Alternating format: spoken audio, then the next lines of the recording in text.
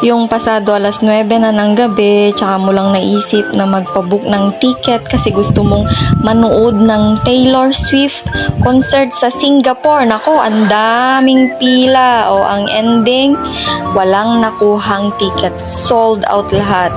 O yan, yung mukha ng mga naubusan ng ticket. Tapos wala pang maupuan kaya sa sahig na lang umupo. O diba? Ang saya-saya. Ang nabook na lang na ticket is pang alas 6 ng umaga. Kaya yan. Yan ang beauties na maagang nagbiyahe alas 6 ng umaga. Madilim-dilim pa dyan.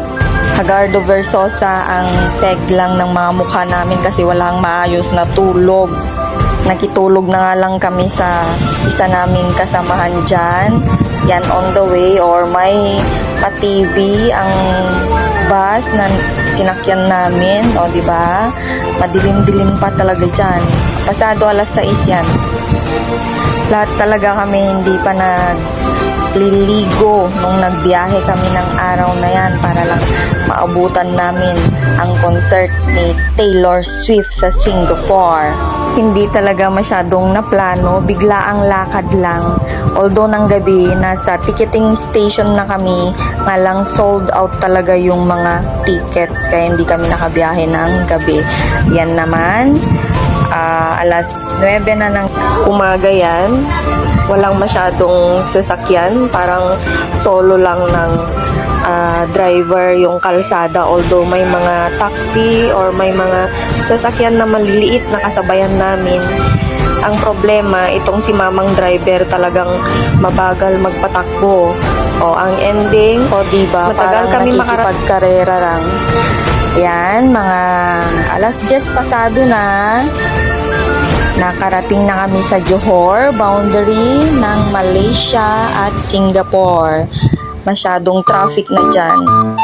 Sa sobrang pagod, stopover na muna kami, galit-galit na muna, kanya-kanyang kain. Masyadong seryoso ang bawat isa sa pagkain kasi sobrang gutom na ang bawat isa. Yan naman ako, Hagardo Versosa, grabe. Antok na antok ako, tapos nahihilo ako sa init ng panahon. Tapos nagbook kami ng hotel, ayan, nag-aayos na ang bawat isa para magpahinga.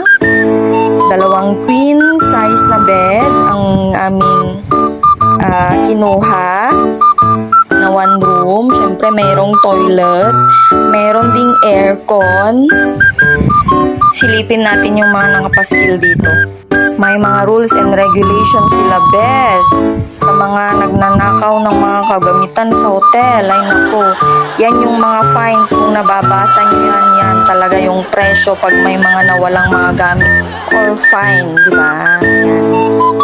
Nag-hair blower ang Inday kasi naligo ako dyan. Sobrang init ng panahon, kailangang maligo muna bago matulog. Pero yung mga kasamahan ko dyan, yung dalawa, sobrang grabe na yung hilik nila. Ayan, pinapatuyo kong mabuti ang buhok sapagkat ako'y matutulog pagkatapos niyan. Ayan, mga kasama ko knockdown. To be continued, may part 2 pa.